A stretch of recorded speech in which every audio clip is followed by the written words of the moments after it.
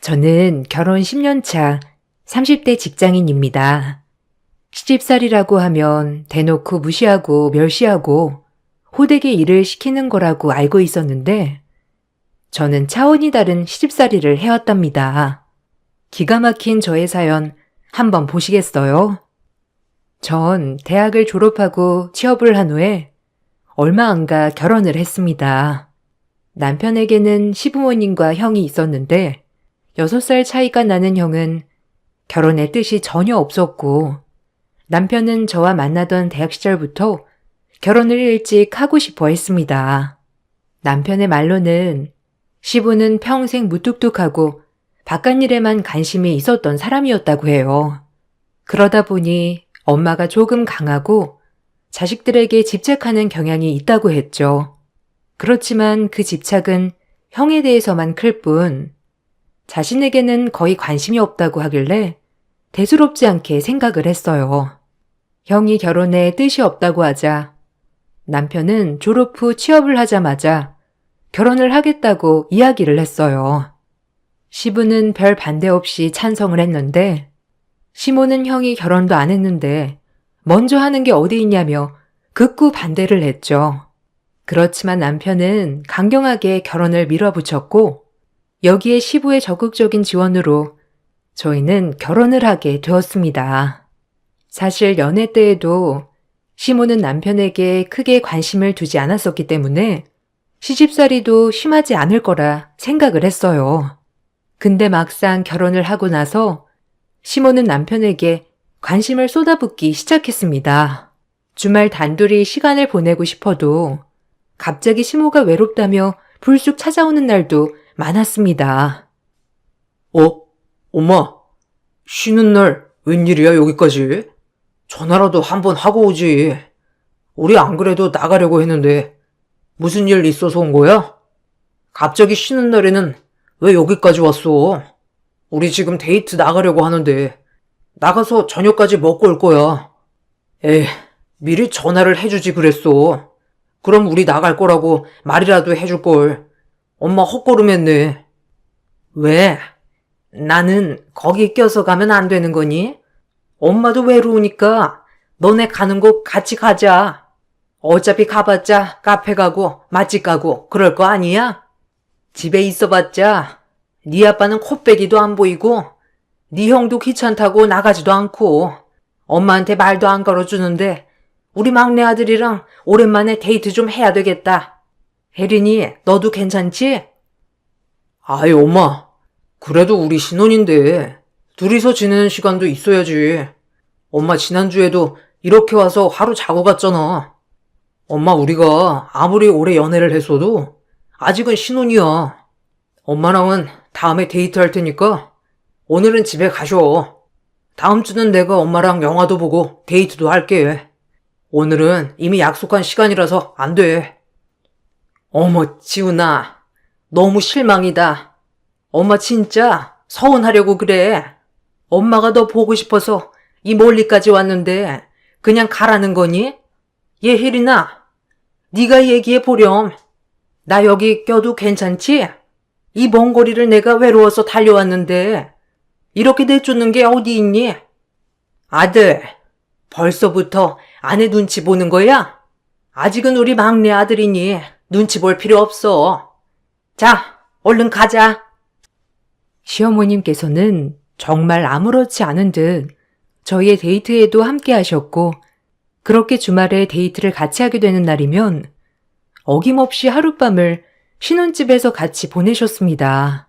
종종 어머님이 이렇게 오시는 게 불편하다고 남편에게 얘기를 했지만 남편은 갑자기 결혼을 해서 그런가 엄마가 안 하는 행동을 하는 것 같다며 대수롭지 않게 생각을 했죠.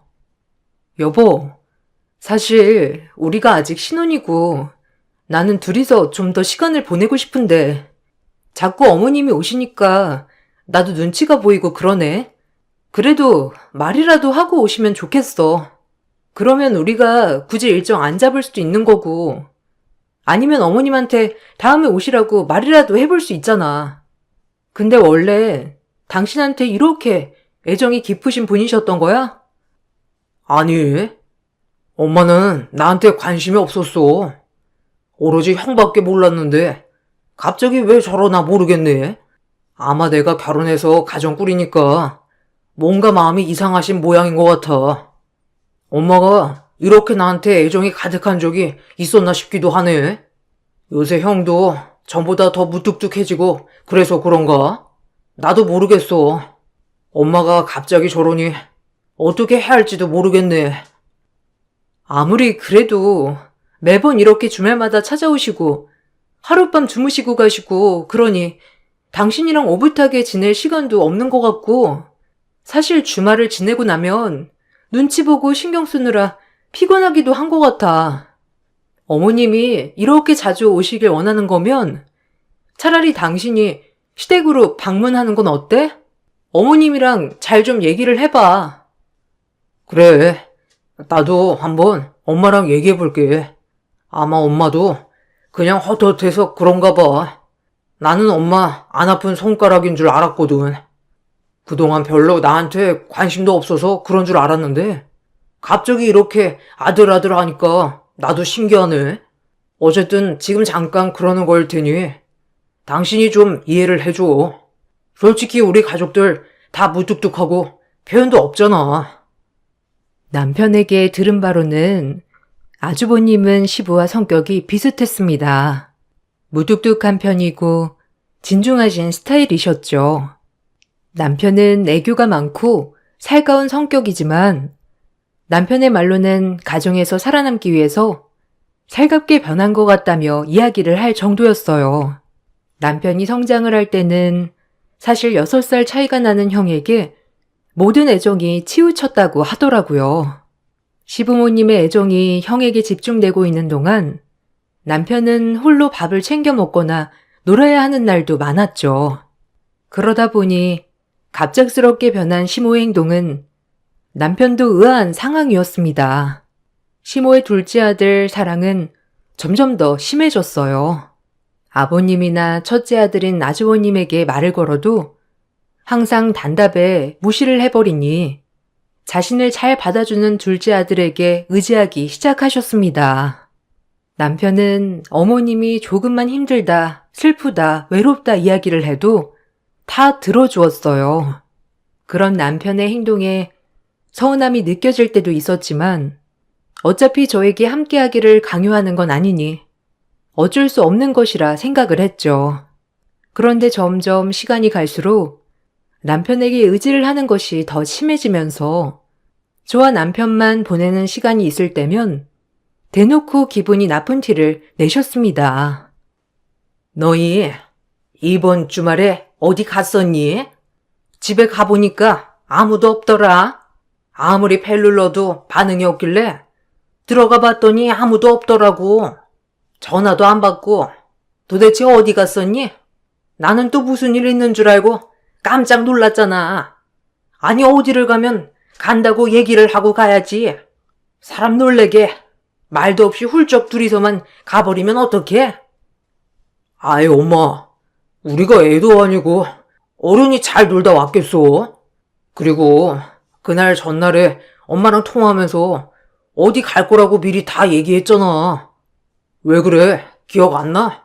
전화도 안 받다니 내가 부재중 찍혀 있는 거 보고 다시 엄마한테 전화했잖아.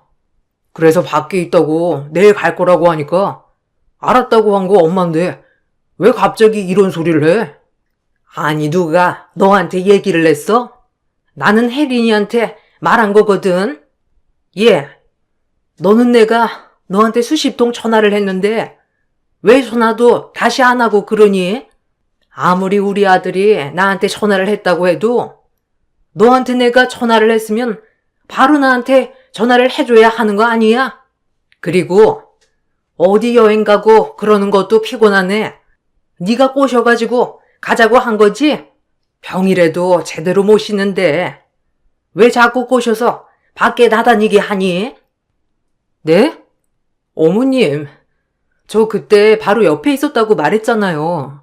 거기다가 핸드폰 배터리 없어서 핸드폰이 꺼져 있어서 전화 못 드렸다고 옆에서도 얘기를 했는데요. 그때는 알았다고 하셨잖아요. 그리고 이번에 여행도 제가 가자고 한 게 아니고 지훈 씨가 매번 집에만 있는 것 같다면서 기분 전환하자고 가자고 한 거예요. 제가 꼬셔서 간 게 아니라고요. 그래, 엄마. 왜 그렇게 말하셔? 우리 매주 엄마랑 시간 보내고 그랬잖아. 매번 밖에 나가지도 못하고. 혜린이 여행도 엄청 좋아하는데 벌써 결혼한 지 몇 년 차인데 휴가 빼고는 제대로 여행도 안 가본 것 같아서 그냥 주말 반짝 여행 다녀온 거야. 엄마, 갑자기 왜 그렇게 예민해? 아니, 나는 너무 서운해서 그렇지. 네 말대로 우리 매주 같이 했는데 이렇게 나만 쏙 빼놓고 다녀오는 게 어디 있니? 가더라도 같이 가겠냐? 물어라도 보는 게 예의 아니야? 그리고 아무리 남편이 둘만 가자고 해도 며느리가 된 게 시어미 한번 챙기지도 않고 정말 너무하다 얘. 이번에는 그냥 넘어가겠지만 다음에는 진짜 화낼 거야. 시어머님께서는 마치 자기가 함께해야 하는 걸 제가 제외를 시키는 것처럼 얘기를 하셨어요. 그럴 때마다 남편은 또 시어머니를 달랜다면서 둘이서 나가 외식도 하고 영화도 보기도 했죠. 시어머니를 댁까지 모셔다 드리고 들어온 남편을 보면서 나는 이 집에서 무엇일까 많은 생각을 하게 되었어요. 특히나 시아버님과 다투기라도 한 날이면 시어머니는 주저없이 저희 집에 아침이고 저녁이고 상관없이 들이닥치셨습니다. 어머님, 이 시간에 어떻게 오셨어요? 무슨 일 있으셨어요? 아니, 그 짐은 무슨 짐이에요? 짐 나오신 거예요? 어머님, 일단 전화라도 하고 오시지. 방도 어지러운데 정리라도 했죠. 아무튼 아버님이랑 싸우신 거예요? 지난주에도 다투셨다고 하셔서 괜찮으실 줄 알았는데 이번에도 또 다투신 거예요? 어머님, 근데 이렇게 나오시는 것보다 아버님이랑 대화를 하시는 게 예, 내가 너보다 남편이랑 산 날이 수십 년은 덕인데 내가 말이 통했으면 여기까지 왔겠니? 아이고, 지훈아, 엄마 정말 못 살겠다. 엄마 이제 여기서 살면 안 되겠니? 어차피 너랑 애랑 둘이서만 살기에는 방도 많이 남잖아. 엄마 그냥 저기 쪽방에서 쭈그리고 자도 되니까 나 네 아빠랑은 도저히 못 살겠다. 더 참다가는 엄마가 정신병이 생기겠어. 엄마, 아빠랑 또 싸웠어? 아니 요새 왜 이렇게 자주 싸워? 아까 형한테 들어보니까 그냥 별거 아닌데 다투신 거라며. 아, 그러지 말고 집에 가. 내가 모셔다 드릴 테니까 집에 가서 아빠랑 풀어. 이렇게 집 나와봤자 해결되는 거 하나도 없다니까. 엄마 자꾸 아빠랑 싸우고 집 나오면서 여기 와서 있으니까 아빠가 혜린이 보기 창피하다고 하잖아. 뭐가 창피하니? 살다 보면 싸울 수도 있고 그런 거지. 그리고 내가 내 아들 집에 오겠다는데 누가 뭐라고 해? 그냥 이참에 너희 아빠 정신 차릴 때까지 여기서 며칠이고 좀 지내야 되겠다. 혜린이 너는 괜찮지? 어차피 내가 너 시집살이 시키는 것도 아니고 이것저것 다 해놓으라고 하는 것도 아니니 괜찮잖아. 역시 우리 둘째 아들밖에 없다. 시아버님과 다투시던 날에는 항상 저희 집으로 오셨고 남편에게 어떻게 다투게 되었는지를 하소연하면서 역시 둘째 아들이 최고라면서 얘기를 했습니다. 그렇게 며칠 동안 저희 집에서 지내다가 화가 난 시아버님께서 직접 시어머님을 모시고 간 적도 여러 번이었습니다. 시간이 지나면 나아질 거라 생각을 했던 시어머니의 태도는 날이 갈수록 점점 더 심해졌죠. 그러던 중 좋은 소식이 들려왔어요. 바로 아주버님께서 장가를 가신다는 소식이었습니다. 이로써 며느리로서의 관심에서 벗어날 수 있겠다 생각을 했는데요. 아주버님이 결혼을 해도 결국 관심을 독차지하는 것은 남편이었습니다. 아주버님은 어머님께서 무슨 말을 하든지 동의도 반응도 하지 않으셨고 형님 역시 조용하고 진중한 성격이셨죠. 그러다 보니 시모의 행동이 통하지 않았습니다. 반면 남편은 해가 갈수록 아빠고 형이고 엄마를 무시하는 게 눈에 보이니 본인이라도 잘해야 되겠다 생각이 들었는지 누구보다 살뜰하게 어머님을 챙기기 시작했습니다. 그런 남편의 행동이 서운해질 때쯤 저는 임신을 하게 되었습니다. 출산 때문에 산후조리를 고민하던 끝에 시어머님께서는 본인이 손수 산후조리를 해주겠다며 얘기를 하셨죠. 혜린아, 산후조리 걱정하지 마. 내가 다 알아서 해줄게. 내가 지훈이 이모들 아이 낳았을 때도 다 손수 산후조리 해줬던 거 알지? 내가 다른 건 몰라도 산후조리는 기가 막히게 할 수 있다니까. 요즘은 산후조리원 가봤자 필요가 없어요. 거기 가서도 수유하는 거 배워야 되지. 무슨 교육도 받아야 된다고 매번 불러대고 그러니 제대로 쉴 수 없다니까. 그러지 말고 그 돈 아껴서 나중에 쓰고 내가 산후조리 해줄게. 괜찮아요, 어머님. 산후조리 하는 거 그냥 성인들도 힘든데 어떻게 어머님한테 받아요. 산후조리원 잘 되어 있다고 하고 프로그램은 굳이 참여하지 않아도 된다고 하니까 그냥 저 산후조리원 갈게요. 요즘은 시설도 잘 되어 있고 그렇다고 해요. 그러니 어머님께서도 너무 걱정하지 마시고 제가 잘 알아보고 선택할게요. 아니, 너도 너지만 우리 지훈이 저녁은 누가 챙겨주니? 너야 산후도우미도 온다며. 그럼 그 사람이 잘 챙겨주겠지만 우리 지훈이는 누가 챙겨줘? 원래 부모가 건강해야 자식들도 건강한 거다. 다른 사람이 어떻게 입맛을 알겠니? 그냥 내가 가서 저녁도 좀 도와주고, 어차피 도움이 오면 낮에만 도와주고 저녁에는 퇴근하니까 그때 아이도 봐주고 그러는 게 좋을 것 같구나. 그래, 당신도 생각해봐. 산후조리원 가느라고 몇백만 원 그냥 쓰는 거잖아. 아무리 그래도 그렇게 한 번에 낭비하는 것보다 엄마가 산후조리를 해주는 게 더 낫지 않겠어? 엄마도 이모들 출산했을 때 산후조리 직접 다 해주셔가지고 웬만한 간호사만큼 잘 안다니까. 그러니까 혜린아, 우리도 엄마한테 맡기자. 출산을 하고 나서 시어머님은 자신이 손수 산후조리를 해주겠다고 나섰습니다. 처음에는 굳이 그래야 하나 싶었지만 어차피 산후도우미 이모님이 퇴근을 하고 나면 남편 밥을 누군가 챙겨주면 좋겠다 생각이 들어 어머님의 산후조리도 괜찮을 것 같다 생각했습니다. 그렇게 시어머님께서는 산후조리를 자처하고 저희 집으로 오게 되었죠. 3달 동안 집에서 산후조리를 해주겠다며 얘기를 하셨지만 결론적으로는 시모는 아무것도 하지 않고 집에서 지내기만 했습니다.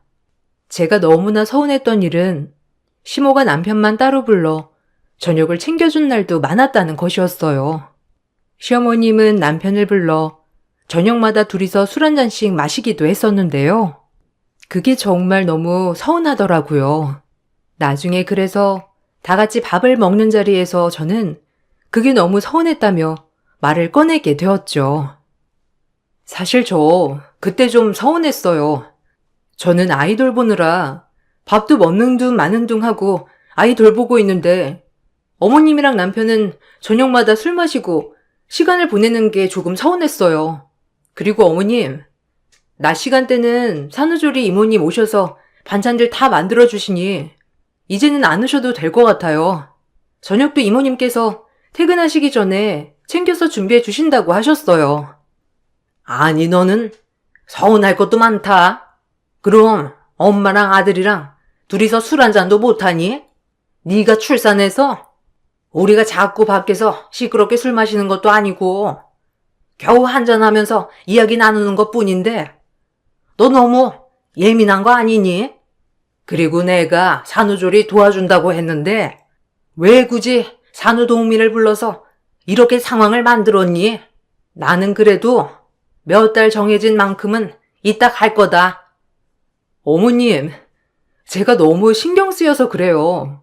어머님이 계시니까 산후도우미 이모님도 자꾸 신경을 쓰시는 것 같고 그래서요.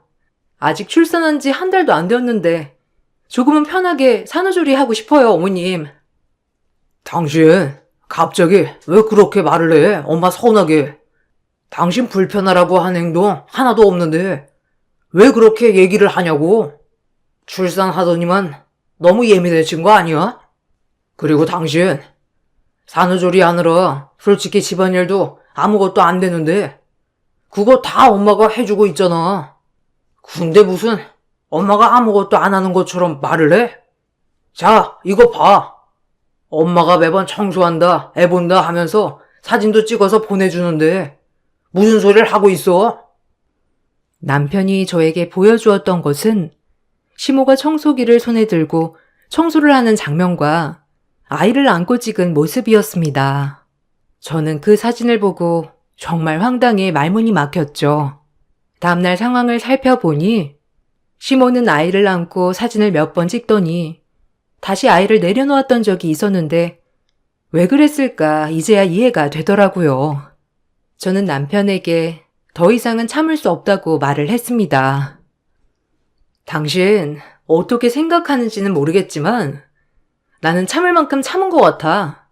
특히나 나는 아이를 낳고 나서도 내 말은 전혀 들어주지 않으니 너무 답답하고 서운해. 이런 식으로 계속할 거면 나 그냥 친정 가서 몸조리 할게. 어머님이랑 더 같이 살다가는 나도 스트레스를 받아서 미쳐버릴 수도 있을 것 같아. 당신, 그게 진심이야? 엄마한테 물어보면 매번 집안일 한다, 아이 돌본다 하면서 바쁜데 그런 거는 다 거짓이라고 하는 거냐고. 아무튼 당신 생각 알겠으니까 이번에 엄마한테 잘 얘기를 해볼게. 우선은 당신 회복하는 게 우선이니 몸조리에 신경을 써. 나 당신한테 정말 없는 얘기 하는 거 아니야. 어머님 오셔가지고 집안일이며 아이 보는 거며 아무것도 하신 적 없어. 당신도 알잖아. 당신 퇴근하고 오면 어머님 뭐하고 계시는지 봤잖아. 거기다가 당신 오기 전에 밥상 다 차려놨다고 하는 것도 내가 준비를 해둔 거라고. 근데 왜 당신은 내 말을 안 믿어주는 거야? 나 정말 어머님이랑 같이 있다가는 우울증 걸리겠어. 알겠어. 당신이 무슨 말을 하는지 알겠으니까 내가 엄마한테 이제 집으로 가시라고 할 테니 걱정하지 마. 다음에는 이런 일 없도록 할게. 난 당신이 이렇게나 스트레스를 받고 있을 거라 생각도 못했어. 남편에게 그동안 어머님이 집에 와서 한 일은 아무것도 없다고 말을 했지만 남편은 저의 말을 믿는 듯 하면서도 행동은 그렇지 않다는 게 느껴졌습니다. 어떻게 어머님께 말씀을 드렸는지 바로 다음 날 어머님은 집으로 돌아가셨죠. 어머님이 가시고 난 후에는 편하게 몸조리를 하면서 집안일도 할 수 있었습니다. 그렇게 시간이 흘러 전세 계약이 만료가 되면서 저희는 집을 알아봐야 했어요. 본래 살고 있던 곳이 마음에 들어서 매매를 할까 했는데 어머님께서 마침 좋은 곳이 있다면서 꼭 추천을 해주겠다고 저희를 데리고 갔죠. 가보니 시댁 바로 옆집이었습니다. 저는 너무나 황당했지만 어머님께서는 집은 가깝지만 그만큼 가격도 좋고 안에 리모델링도 싹 되어 있어서 좋다면서 추천을 해주셨어요. 실제로 집 안으로 들어가 보니 깔끔하고 인테리어가 잘 되어 있었고 전세가 역시 좋았습니다. 저는 그때 당시 복직을 해야 하는데 아이 어린이집 문제 때문에 고민을 하고 있었거든요. 마침 어머님께서 아이까지 봐주신다고 해서 저희는 이곳으로 집을 옮기게 되었습니다. 그렇지만 복직을 하고 나서는 아이 육아 때문에 어머님과 대립하는 일이 많이 생겼어요. 어머님, 아직 아이는 어리고 전에 이유식할 때도 약하게나마 알레르기가 올라온 적이 있어서 음식은 되도록이면 조심해야 돼요. 어머님, 아이니가 다 받아먹으니까 이쁘고 그래서 주시는 건 이해하지만 잘못했다가는 아이한테 알레르기로 남을 수 있으니까 되도록이면 돌전에는 자극적인 음식은 안 먹였으면 좋겠어요. 어머 얘, 너 무슨 그렇게 예민하니? 내가 음식을 왕창 먹이는 것도 아니고 그냥 잘 먹을 것 같은 것으로 조금만 주는 건데 왜 이렇게 호들갑이야? 그리고 알레르기는 안 먹이니까 생기는 거야. 그럴수록 더 자주 먹고 그래야 극복이 되는 거지. 얘는 몰라도 한참을 모르네. 애를 키우면 내가 너보단 수십 번은 더 키워봤어. 그러니까 내 행동 그렇게 지적하지 말라고.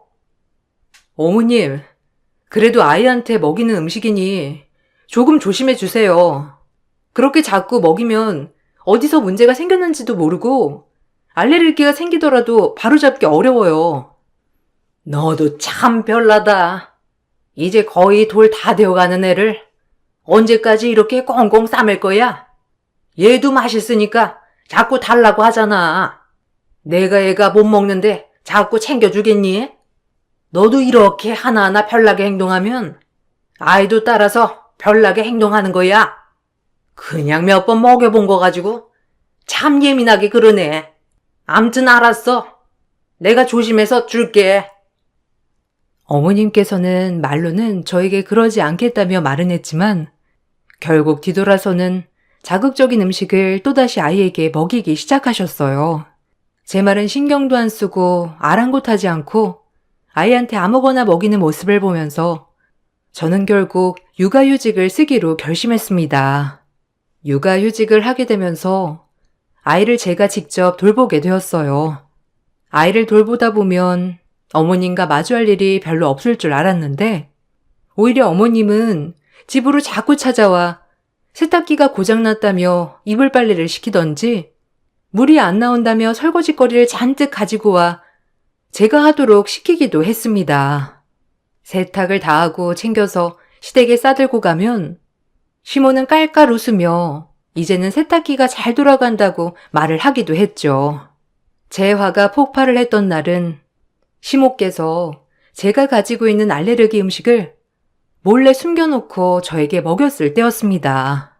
맛있는 음식을 차렸다며 온 가족들을 불러 모았던 시어머님은 저 몰래 제가 먹는 음식 안에 알레르기 음식을 담아 두셨죠. 알레르기로 피부 가득 빨갛게 발진이 올라온 저는 급하게 응급실로 향했고 다행히 약한 알레르기라 약 처방만 받고 오게 되었습니다. 그 상황에서는 정말 당황스럽고 화가 많이 나더라고요. 평소 같았으면 그냥 지나갔겠지만 일부러 그랬을 거라 생각이 드니 그대로 시댁으로 향하게 되었죠.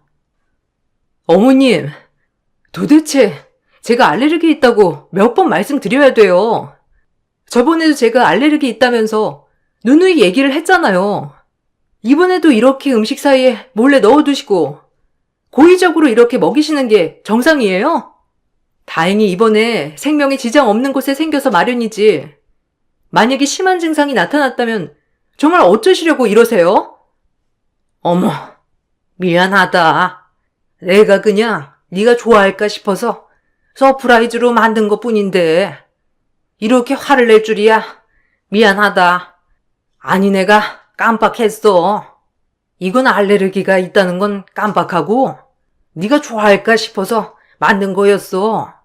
내가 알레르기 있는 거 뻔히 알면서도 괜히 섞어서 너한테 줬겠니? 그니까 너무 나를 못된 시애미로 말하는 거잖니. 아니, 제가 굳이 그런 말을 하는 게 아니고요. 그래도 사고가 발생했으면 어쩌시려고 그렇게 하신 거세요? 다음에는 조심해 주세요. 저도 이번에 너무 놀라서 시겁했어요. 아무튼 어머님, 좀 주의해 주세요. 너무나 화가 났지만 울면서 미안하다고 하는 시모에게 뭐라고 할 수가 없었어요. 그렇지만 나중에 깔깔 웃으며 저에게 전화가 온 시모를 보면서 정말 악랄한 게 이런 걸까 싶기도 했습니다. 예, 너는 이 집안에 네 편이 있다고 생각을 하니? 천만의 말씀이야. 여기는 나한테도 무뚝뚝한 사람들 투성이지만 너한테도 마찬가지다. 시아버지나 형도 마찬가지로 관심이 없다고. 그럼 지훈이는 어떨 거라고 생각해? 예, 너 그렇게 알레르기 때문에 난리법석 부르니? 지훈이가 나한테 미안하다고 연락 왔다. 그게 지금 네 위치야. 알겠니? 어머님, 무슨 그런 말씀을 하세요? 제 위치라뇨? 어머님, 이번 건은 어머님이 잘못하신 거잖아요. 다른 분들도 다 그렇게 말을 하는데 여기서 평가라는 얘기가 왜 나오나요?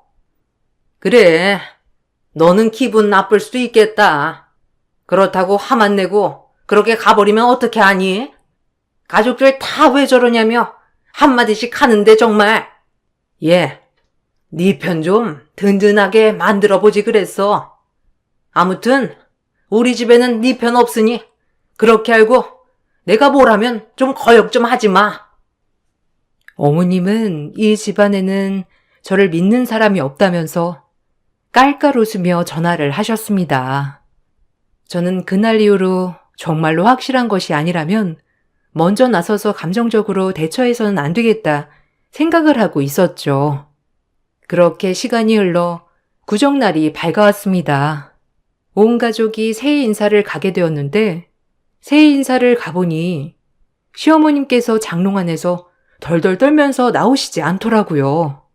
왜 그런가 해서 어머님께 신랑이 가서 물어보니 저 때문에 무서워서 밖에 못 나가겠다고 했다는 거예요.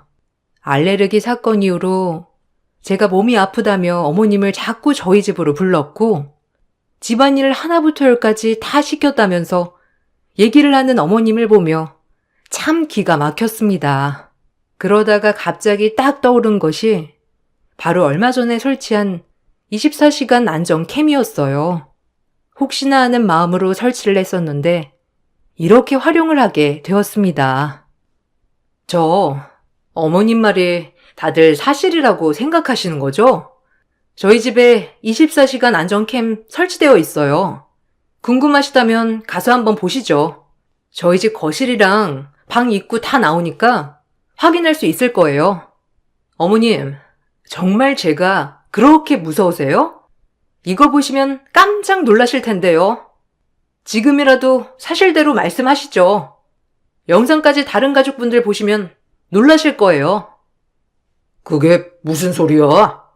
엄마가 하는 말이 다 진짜가 아니라는 거야? 안 그래도 내가 이상하다 생각을 했어. 매번 엄마가 우리 집에 있다는 것도 이상하고. 그런데 엄마가 갑자기 당신이 매일 부른다고 하길래 설마 했거든. 어느 게 진심이라는 거야? 엄마, 정말 혜린이가 엄마 괴롭힌 거 맞아? 아, 똑바로 좀 얘기를 해봐. 어머님, 끝까지 얘기 안 하실 모양이네요. 그러면 영상 틀어서 볼 수밖에 없겠네요. 그전에는 영상이 없어 보여드릴 게 없지만 이건 최근 일주일 영상입니다. 일주일 동안 어떤 일이 있었는지 직접 보시고 판단해 주세요. 저는 가족들이 보는 앞에서 영상을 틀었고 영상 안에는 시어머님이 당당히 저희 집으로 들어와 소파를 차지하고 있는 모습이 찍혀 있었어요. 다른 가족들 앞에서는 저희 집 집안일이며 아이 육아며 다 본인이 맡아서 한다고 했지만 사실상 시어머님께서는 노느라 정신이 없으셨죠. 하루 종일 소파에 붙어 TV를 보다가 식사 때가 되면 제가 차린 밥상에 밥을 먹었고 그러다가 남편이 퇴근을 할 때가 되면 제가 안고 있던 아이도 본인이 데리고 가서 안아주며 놀아주는 척을 했다는 게 모두 담겨 있었습니다. 영상을 보고 모든 가족들은 입을 다물지 못했어요. 시어머님의 연극에 모두들 속아 넘어갔던 것이었습니다. 그때 이후로 시아버님께서는 시어머님께 같이 살 수 없다며 말을 하셨습니다. 시어머님은 싹싹 빌며 용서를 구하였죠. 처음에는 시아버님 대신 저희 남편과 살면 되겠지 생각을 했던 어머님께서는 남편마저 거부하자 마음이 급해지셨는지 저에게 미안하다며 연락을 해 오셨습니다. 저기, 혜린아, 내가 그동안 미안했어. 사실 우리 집에는 무뚝뚝한 양반들밖에 없잖니.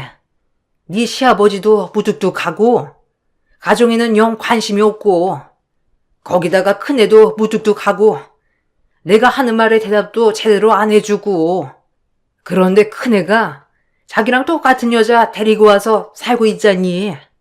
근데 너희는 서로 알콩달콩 잘 살고 잘 지내는 모습을 보면서 나도 모르게 질투가 난 것 같아. 미안하다. 제발 나를 용서하고 우리 남편한테 좀 얘기를 해주겠니? 어머님, 저는 해드릴 수 있는 말이 없습니다. 어머님이 처음부터 저에게 솔직하셨다면 제가 이렇게까지 안 했을지도 모른다고 생각을 해요. 이제는 되돌릴 수 없는 일이라고 생각합니다. 저는 어머님이랑 앞으로 더 이상 마주하고 싶지 않네요. 제가 남편까지 어떻게 할 수 있는 건 아니니 그거에 대해서는 말씀 못 드리겠지만 앞으로 저랑 마주할 일은 없을 것 같습니다. 아이고, 혜린아. 내가 미안하다. 정말 잘못했어. 그러려고 그런 게 아닌데 한 번 그러기 시작하니 점점 더 심해졌던 것 같다. 내가 너무 유치하게 굴었지? 정말 미안하다. 잘못 던진 돌멩이에 가만히 있던 개구리가 죽어요. 다 큰 어른이라는 분이 교묘하게 앞뒤 다르게 행동해서 되겠어요? 이번 일은 어머님이 자초한 일이니 직접 감당하세요. 알겠다, 그럼. 시아버지랑 남편한테만 좀 내 얘기를 들어달라고 해주면 안 되겠어? 아무리 내가 얘기를 해도 들어주려고 하지 않아서 그래. 네가 말하면 다들 들어주지 않을까? 정신 차리세요. 이미 영상으로 다 봤잖아요. 어머님 앞뒤 다른 거 다 봤는데 그게 달라지겠어요? 그동안 얄미웠던 며느리 앞으로 안 보게 되니 속 시원하시겠어요? 그렇죠? 저한테 잘못됐다 싹싹 빌어보셔도 소용없습니다. 아버님과 남편은 어머님 편이시라면서요. 그러니 제가 해결해 드릴 수 있는 일은 아닌 것 같네요. 어머님께서는 자주 전화를 해선 잘못했다고 얘기를 하시곤 하지만 저는 그때의 차별 무시를 잊을 수가 없습니다. 아이 때문에 설치를 했던 안전캠이 이렇게 활용이 될 줄이야 상상도 못했네요. 어쨌든 그동안 억울한 점들이 많았지만 가족들의 평화를 위해 참았는데 이렇게 사건이 터지고 나서 보니 참는 것만이 능사는 아닌 것 같습니다. 남편은 지금도 전적으로 제 편이 되어주지 못했던 상황에 대해서 미안함을 이야기하곤 한답니다. 그럴 때마다 참 씁쓸하면서도 이제라도 바로잡아 다행이라 생각을 하네요. 저의 긴 사연 들어주셔서 감사합니다. 모두들 행복한 하루 보내시길 바랄게요. 안녕하세요. 저는 최근에 남편과 결혼 생활 8년 만에 이혼을 하게 된 30대 후반 여자입니다. 살면서 변해가는 남편의 모습에 점점 지쳐가고 있었을 때 하나의 사건으로 인해 결국 서로 남남이 되었지만 후회는 없습니다. 남편과 처음부터 문제가 시작된 건 아니었어요. 그렇다고 좋은 관계를 유지해 오던 것도 아니었지만 크게 싸우는 일 없었고 서로에 대해 존중해 주면서 살아왔었는데 작년에 시모의 몸에 문제가 생기면서부터 남편과의 갈등이 커져가기 시작했어요. 그때가 주말이었는데 혼자 계신 시모가 밥 한 끼 하자면서 저희 부부를 시댁으로 부르셔서 개인적인 일정이 있었는데도 어쩔 수 없이 시댁을 갈 수밖에 없었습니다. 이 문제로 서로에 대한 감정이 제일 많이 안 좋아졌었어요. 주말마다 시댁에 갈 수도 없는 건데 시모가 부르면 무조건 가야 하는 그런 분위기를 남편이 만들었고 제가 따로 약속이 있다고 얘기해도 이해해주지 않았었죠. 시모가 혼자 계시다 보니 남편은 항상 신경이 쓰인다면서 같이 가주길 원했었어요. 제가 못 가면 혼자서라도 가면 되는 거 아니냐고 불만을 얘기하면 시모에게 전화해서는 분위기를 더욱더 안 좋게 만들어버려 그런 상황들이 싫었던 저는 어쩔 수 없이 시댁을 가게 되었죠. 그냥 밥 한 끼 먹고 중요한 얘기도 아닌데 굳이 만나서 대화 좀 나누고 다시 집으로 돌아가야 하는 이런 반복적인 일들이 저를 지치게 만들었지만 남편은 본인이 원하는 걸 꼭 해야 직성이 풀렸기 때문에 그런 모습을 볼 때마다 결혼에 대한 후회가 밀려왔었어요.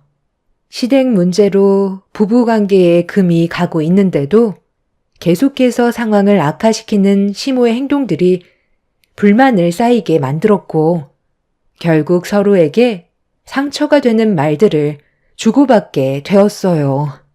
시모는 제 입장에 대해서는 조금도 이해해 주려 하지 않고 오로지 집에 혼자 계시는 게 외로워서 저희를 부르는 거라면서 되려 저를 못된 며느리로 몰아갔어요. 혼자서 지내다 보면 외롭기도 하고 아들 얼굴 보는 낙으로 사는데 그것도 네 눈치를 봐야 하니? 나도 스트레스를 얼마나 많이 받는 줄 아니? 당신이 이해 좀 해주면 얼마나 좋아? 이왕 오는 거 좋게 웃으면서 오면 이런 분위기가 만들어질 필요도 없고 얼굴을 붉히지도 않아도 되는데 그거 이해 못해줘서 상황을 안 좋게 만들어야 속이 후련해? 내 주위 사람들 보면 마누라가 알아서 주말만 되면 시댁에 가자고 먼저 얘기 꺼낸다는데 당신은 어떻게 단 한 번도 그런 적이 없어? 항상 억지로 끌려다니는 것처럼 행동하잖아. 부부가 된 지 몇 년째인데 아직까지도 이걸로 감정이 상해야 되는 거야? 정말 말 이상하게 하네. 누가 보면 내가 엄청 나쁜 며느리인 줄 알겠다. 그러는 당신은 우리 부모님 집에 가자는 말을 먼저 꺼낸 적 있어? 나야말로 서운하지. 주말만 되면 어머님 집에는 항상 와야 하는 거고 우리 집에는 왜 가면 안 되는 건데? 우리는 부모님이 다 계시고 어머님은 혼자라서 그런 거라고? 그래도 어느 정도는 조율해서 맞춰야 되는 거 아니야? 왜 항상 나만 희생해야 되는 건데? 내 친구들은 남편이 알아서 친정 부모님 집에 가자는 말을 먼저 꺼낸다는데 당신도 그런 적은 단 한 번도 없었잖아. 그리고 개인적인 볼일이 있으면 혼자 오면 되는 거지. 왜 내가 굳이 따라와야 하는 건데? 나 없을 땐 밖에서 어머님이랑 단둘이 외식하면 되는 거잖아. 한 번 같이 안 오면 남자가 삐져가지고 며칠 동안 말도 안 하고 당신은 어머님 댁에 오면 그냥 앉아서 TV만 보고 있지 손 하나 까딱하지 않고 있잖아? 그렇다고 우정이를 돌봐주는 것도 아니면서 바라는 건 엄청나게 많지? 당신이 이런 식으로 행동하니까 내가 더 오기가 싫은 거라고. 너는 시애미가 옆에 있는데 집안의 가장인 내 아들한테 말버릇이 그게 뭐니? 내가 보고 있는데도 큰 소리 치면 집에서는 아주 잡아먹으려 들겠다. 저는 외국 사람들과 대화하는 줄 알았어요. 의사소통이 벽이 생긴 것 마냥 시모와 남편은 제 입장에 대해서는 조금도 이해해 주려 하지 않았습니다. 오로지 본인들 생각만 할 뿐이지 배려는 눈꼽만큼도 없었죠. 참는데 한계가 오게 되자 저도 모르게 흥분해서는 거친 말이 입 밖으로 나왔고 서로에게 씻을 수 없는 상처를 만들어 버렸어요. 그렇게 한동안 안 좋은 감정을 가진 채 관계를 이어가던 어느 날 한동안 조용했던 남편이 주말이 오자 저에게 말을 걸어왔어요. 오늘 할 일 없으면 나랑 같이 엄마 집에 좀 다녀오는 게 어때? 엄마가 요즘에 몸이 좀 불편하다는 말을 자주 하셔서 신경이 좀 쓰이는데 당신이 같이 좀 가서 이것저것 도와주면 좋을 것 같은데 언제까지 이런 관계를 유지할 수는 없잖아. 하루 이틀 볼 사이도 아니고 하루라도 빨리 풀어야 하지 않겠어? 나 오늘 친정에 가기로 했어. 당신은 그게 문제야. 무슨 일이 있으면 나한테 미리 얘기를 하는 게 순서 아니야? 나도 다 계획이 있는데 그런 건 상관도 안 하잖아. 그냥 어머님 댁에 가자고 하면 내 일정은 어떻게 할 건데? 왜 이렇게 생각이 없는 거야? 오늘은 안 되니까 나중에 다시 얘기해. 당신 혼자 다녀와도 되잖아. 남편은 친정은 다음 주에 가라면서 강압적으로 저를 시댁에 데리고 가려 했어요. 또다시 제 입장을 생각해주지 않는 남편의 행동에 화가 치밀었고 얼굴을 붉히면서 안 좋은 말을 주고받게 되었죠. 한참 동안 언성을 높이면서 서로에게 상처를 준 뒤 집 밖으로 뛰쳐나온 저는 제 딸을 데리고 친정으로 향했어요. 가는 동안 남편과 앞으로의 결혼 생활은 힘들어질 것 같다는 생각이 머릿속에서 떠나지 않았습니다. 이런 고민을 한다는 자체가 부부관계를 회복하기는 힘들다는 걸 알고 있었지만 남편과 이런 일로 이혼까지는 하고 싶지 않았어요. 아직 어린 제 딸한테 아빠 없이 자라는 걸 원하지 않았거든요. 그렇게 친정에 도착하고 아이와 함께 부모님 집에 들어가려는 순간 남편한테 전화가 왔어요. 상당히 떨리는 목소리로 불안해하면서 말을 잘 못하길래 무슨 일이 생겼냐고 침착하게 대화를 풀어나가자 남편이 시댁에 도착했을 때 시모가 쓰러져 있었다며 응급실로 급하게 옮겨진 뒤 수술실에 들어갔다면서 의사가 중풍이 온 것 같다는 충격적인 말을 꺼냈습니다. 시모가 쓰러지자마자 발견된 게 아니라서 심각한 장애가 생기게 될 것 같다는 진단을 받았었고 불안에 떨고 있었어요. 저는 너무 놀라 친정 부모님께 이 사실을 알린 뒤 병원으로 함께 가게 되었습니다. 그렇게 병원에 도착을 하니 시모는 수술실에 계셨고 남편은 눈물을 흘리면서 괴로워하고 있었어요. 갑작스러운 뇌혈관 장애로 정신을 잃고 넘어졌을 때 빠른 조치가 이루어졌다면 그나마 후유장애가 크게 오지 않았겠지만 꽤 오래 방치가 되어 있던 상태라 문제는 심각하게 흘러가고 있었습니다. 저희 가족은 수술실 앞에서 시모의 건강을 걱정하고 있었는데 제 앞으로 걸어오던 남편이 저를 보며 갑자기 얼굴에 손을 올렸어요. 이 모든 게 제 탓이라면서 부모님이 옆에 계시는데 남편은 뺨을 올려 버렸죠.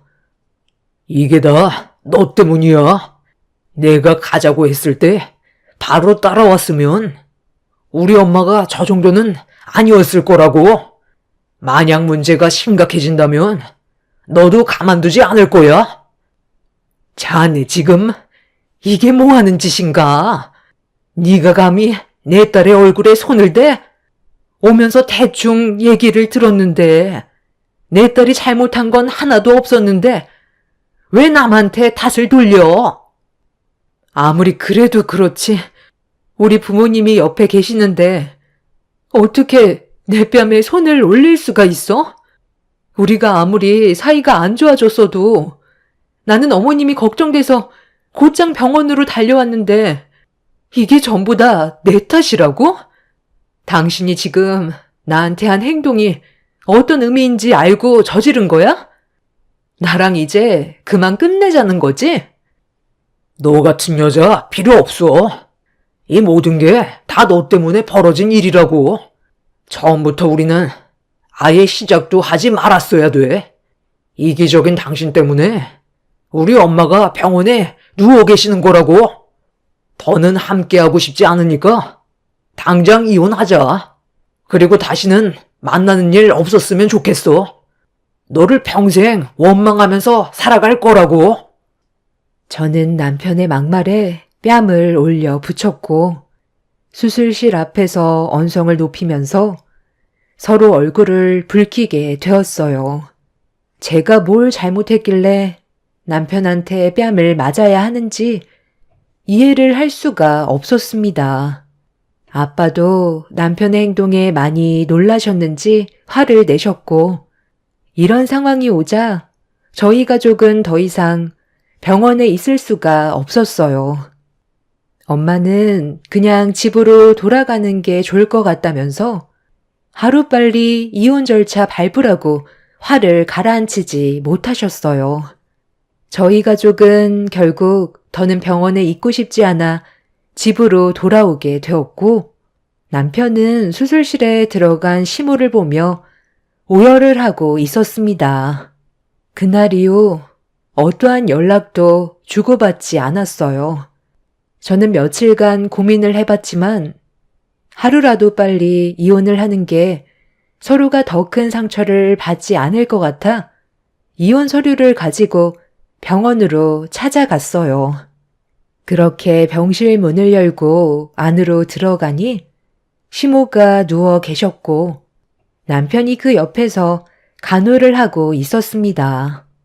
어두운 얼굴빛을 하고 있는 남편은 아무 말 하지 않고 시모를 쳐다만 보고 있었어요. 저는 조용히 시모와 남편 앞에 섰는데 병상에 누워 계시는 시모의 몸 상태가 상당히 심각해 보였습니다.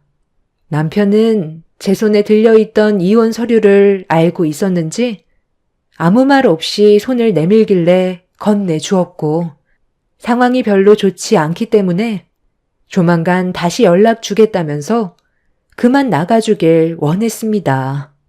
그런 남편의 모습을 보니 안타까웠고, 시모의 몸 상태가 많이 심각하냐고 물어보니 반신불수라는 말을 듣게 되었습니다.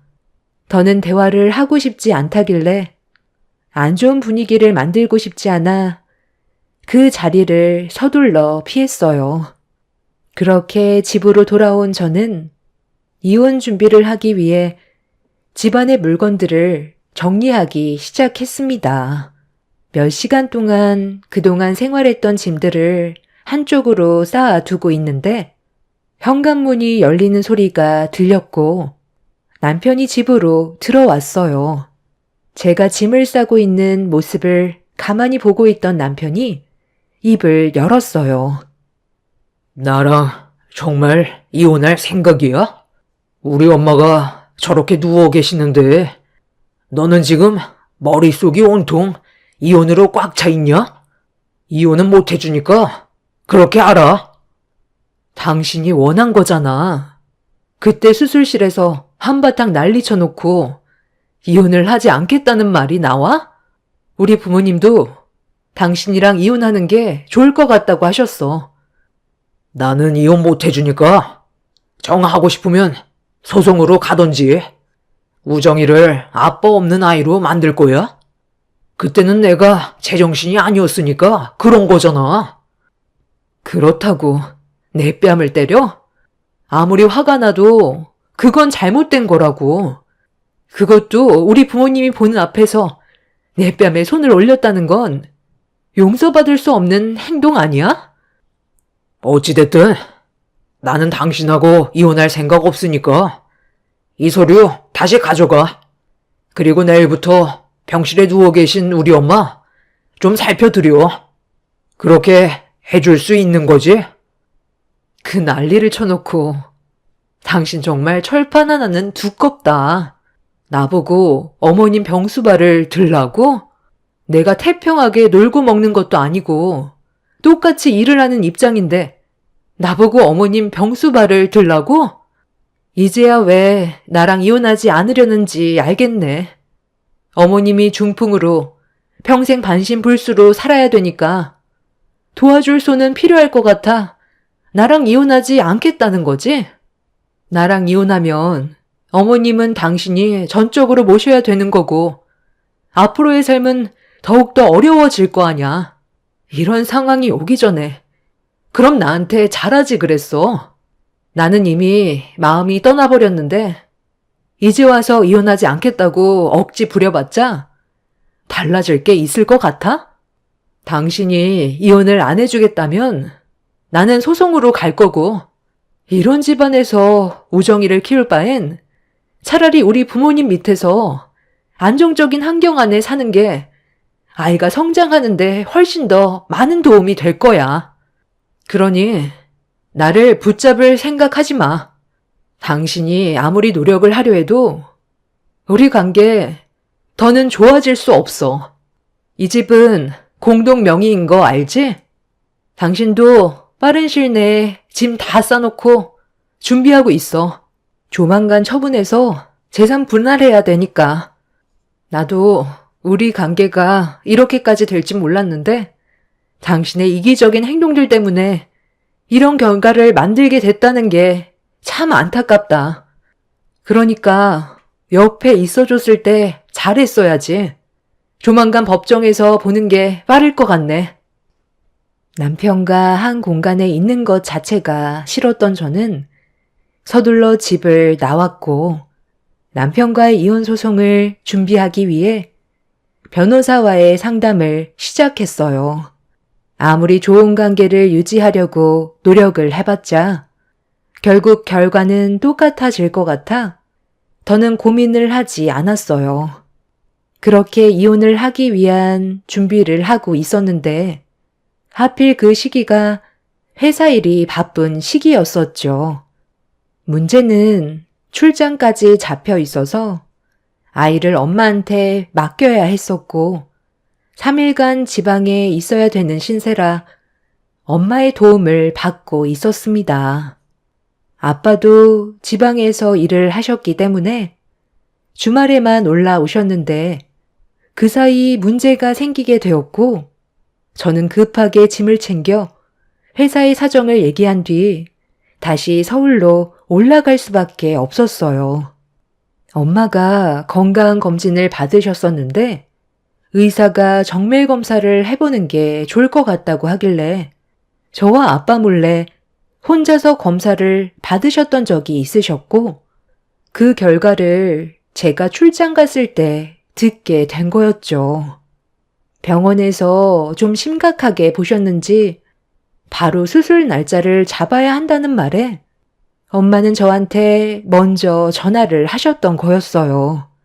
아빠한테는 상황 설명을 하지 않았던 건 위험한 일을 하고 계셨기 때문에 혹시라도 사고가 날까봐 주말에 오셨을 때 알려주기로 결정하셨던 것 같아 보였습니다. 제가 병원으로 가기까지 시간이 좀 필요할 것 같아 어쩔 수 없이 남편한테 전화를 걸어 상황을 설명했어요. 미안한데 당신 오늘 바쁘지 않으면 우리 엄마 입원 수속 좀 도와줄 수 있어? 내가 병원으로 가는데 시간이 걸릴 것 같아서 당신이 도와줬으면 좋겠는데? 참네. 우리 엄마 병수발 드는 것도 힘들어 죽겠는데. 지금 나보고 장모님 입원 수속 도와달라는 게 말이 되냐? 어차피 이혼하겠다며. 네 엄마 일 네가 알아서 처리해. 당신 말 참 웃기게 한다. 우리 엄마가 그동안 당신한테 어떻게 했는지 뻔히 알면서 그런 말이 나와? 꼴의 사이라고. 그래도 그간 얼마나 많이 신경을 써줬었는데 어떻게 그럴 수 있어? 이제 곧 남이라고 아예 모른 척 하겠다는 거야? 우리 엄마 갑상선 암이래. 서둘러 수술 날짜 잡아야 하고 입원 수속 밟아야 한다고 했으니까 당신이 입원할 수 있게 옆에서 신경 좀 써줘. 어? 돈을 받아쳐 먹었으면 할 도리는 하라고 이 망할 놈아. 끝까지 밑바닥만 볼 거야? 돈은 돈이고 이건 다른 문제인데 내가 왜 움직여야 돼? 우리 엄마 간호해 드리는 것도 힘드니까 당신이 알아서 해. 입원 수속 급하게 할 필요 없잖아. 도움 필요할 때만 우리 집에 찾아와서 손 벌리던 놈이 그게 할 말이야? 네가 나 몰래 사고치고 우리 부모님한테 찾아가서 빌린 돈 이번에 이혼할 때 전부 다 받아낼 거니까 그렇게 알아. 별것도 없는 게 꼴의 사장님 소리 듣고 싶어서 나 몰래 대출받아 사업했다가 망해서 상황이 악화되니까 수습하려고 우리 부모님한테 돈 빌려갔었으면 감사하게 생각해야지. 당신은 그걸 당연하게 생각했던 거네. 그러니까 이런 식으로 행동을 하는 거겠지. 충분히 당신 마음 알게 됐고 서둘러 이혼 준비할 테니 법정에서 보자. 지긋지긋했던 당신과의 인연 더는 엮이고 싶지 않아. 너는 나를 놓친 거에 대해 평생 후회할 거야. 엄마는 남편과 제가 전화한 사실을 모른 채 남편에게 전화를 했고 이번 수속 좀 도와달라고 부탁을 했었는데 정신 나간 남편이 저희 엄마한테 네 딸 노릇을 내가 왜 해야 하냐면서 막말을 퍼부은 뒤 끊어버렸고 그 말에 충격을 받은 엄마는 저에게 전화를 걸어 하소연하셨어요. 그동안 사이한테 해준 것들이 있는데 돌아오는 건 욕밖에 없다면서 상처를 크게 받으셨는지 괴로워하셨습니다. 그 말을 들은 저는 화가 머리끝까지 올라온 상태에서 남편한테 다시 전화를 걸었지만 제 전화를 받지 않았어요. 절대로 용서하고 싶지 않았고 그 사람과 함께한 세월들이 너무 큰 후회로 밀려왔어요. 남편은 자기가 어려울 때는 저희 부모님께 손을 벌려 도움을 받았으면서 다른 것도 아니고 암 때문에 수술을 해야 돼서 입원 수속 좀 도와달라고 부탁한 건데 남편은 되려 저에게 더 큰 상처를 주었습니다. 사람이 한도 끝도 없이 변해가는 모습에 더는 실망할 것도 없었어요. 결국 그날 서둘렀지만 병원에 늦게 도착하게 되었고 엄마 혼자 입원을 하셨습니다. 병실에 누워 계신 모습을 보는 순간 눈물이 왈칵 쏟아져 나왔어요. 그렇게 엄마의 얼굴을 잠깐 본 뒤에 학원에서 끝날 시간이 된 제 딸을 데리고 가려는데 학원 앞에 남편이 서 있길래 서둘러 내린 뒤 남편한테 달려갔어요. 딸이 나오자마자 남편이 데려가려 하길래 딸의 팔을 낚아챈 뒤에 남편의 어깨를 밀어버렸습니다. 남편은 제 딸에게 밥 한 끼 사주고 싶어서 온 거라며 같이 시간도 못 보내냐고 화를 냈어요. 제 딸을 남편의 곁에 두고 싶지 않아 그 말을 무시하고 차에 태운 뒤 병원으로 향하게 되었죠.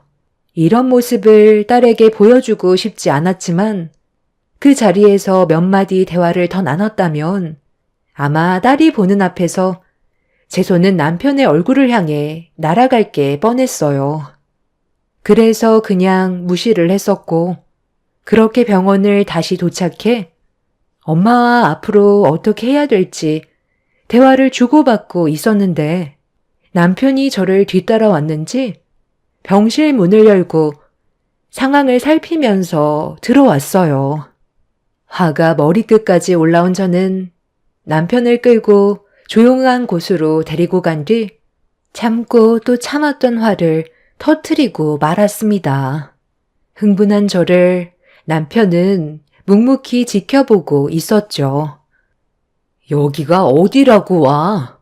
가서 너희 엄마나 챙겨. 너 같은 놈을 그래도 사이라고 전화해서 도움을 요청했던 건데 어떻게 우리 엄마한테 그런 말을 할 수가 있어? 네 딸 노릇을 내가 왜 하냐고? 아무리 우리가 막장으로 가고 있다지만 이건 아니지 않아? 그래도 당신을 믿고 살아온 시간이 8년인데 어떻게 그럴 수 있는 거냐고. 내가 아까는 제정신이 아니었나 봐.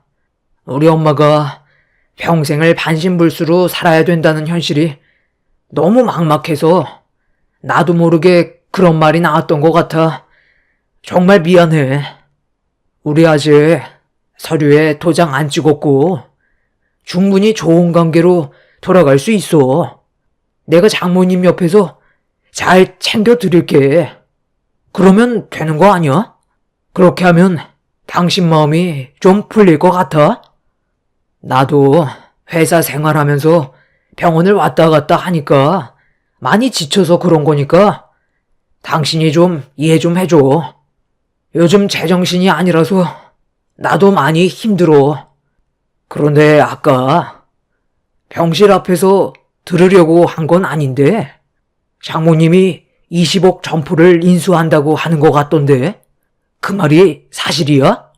나 예전에 사업 말아먹고 도와주신 이후로 아직까지 사업에 대한 미련이 남아있거든. 그리고 요즘 들어 사업을 해야겠다는 생각이 더 많이 들더라고. 회사 생활은 계속 묶여 있으니까 우리 엄마 병간호 하는 것도 한계가 있고 그래서 장모님이 이번에 점포 인수하면 나도 자리 하나 달라고 하고 싶은데 말 좀 잘해주면 안 될까? 내가 앞으로 사위 노릇 잘할게. 그리고 좀 전에 했던 말들 가서 무릎 꿇고 싹싹 빌 테니까 우리 이혼 다시 생각해보자. 우정이 이제 1학년이야. 벌써부터 아빠 없는 아이로 만드는 거 죄를 짓는 거나 다름없다고. 그러니까 우리 다시 예전처럼 좋은 관계로 돌아가자. 그래도 안 좋은 추억보단 좋은 기억이 훨씬 더 많았었잖아. 아까 우리 엄마랑 나눈 대화를 전부 다 듣고 있었니? 점포 인수한다니까 갑자기 나랑 이혼하고 싶은 마음이 싹 사라졌나 봐. 우리 엄마가 당신한테 전화해서 도와달라고 할 때는 네 딸 노릇을 자기가 왜 하냐고 상처되는 말을 거침없이 내뱉었으면서 우리 엄마 점포가 욕심이 나니? 너 정말 뻔뻔하구나. 그러니까 애초부터 잘하지 그랬어. 너는 보면 항상 앞날은 생각도 안 하고 일을 저지르는데 그게 문제야. 우리가 이혼하는 거에는 조금의 변화도 없으니까 중풍 걸린 네 엄마 아들 노릇이나 해. 다시는 우리 가족 앞에 나타나지 마. 네가 이혼 안 하려고 아무리 발버둥 쳐봤자 어차피 소송 들어가면 서류에 도장 찍을 수밖에 없을 거야. 괜히 일 복잡하게 만들지 말고 도장 찍고 깔끔하게 갈라서는 걸로 하자. 평생 중풍 걸린 네 엄마 병수발 들면서 잘 살아봐. 저는 가지고 있던 이혼 서류로 남편의 얼굴에 뺨을 날려 버렸어요. 자기가 원하는 대로 일이 진행이 되지 않자 불안했는지 제 앞에서 무릎을 꿇었습니다. 그 모습을 보는데 화가 더 치밀어 올라 머리채를 잡고 흔들어 버렸어요. 남편은 제가 뜯어 말리는데도 억지로 병실까지 들어와서는 엄마 앞에서 무릎을 꿇었습니다. 넙죽 엎드려 손이 발이 되도록 빌었지만 그 모습이 전부 자신의 이득을 위해 하는 행동이라는 걸 저와 엄마는 알고 있었기 때문에 병원 관계자의 도움을 받아 남편을 병실 밖으로 내쳐버렸어요. 그날 이후 몇 번이나 더 찾아왔지만 저희 가족은 남편을 받아주지 않았고 소송으로 밀어붙여 이혼 서류에 도장을 찍게 만들어 버렸네요.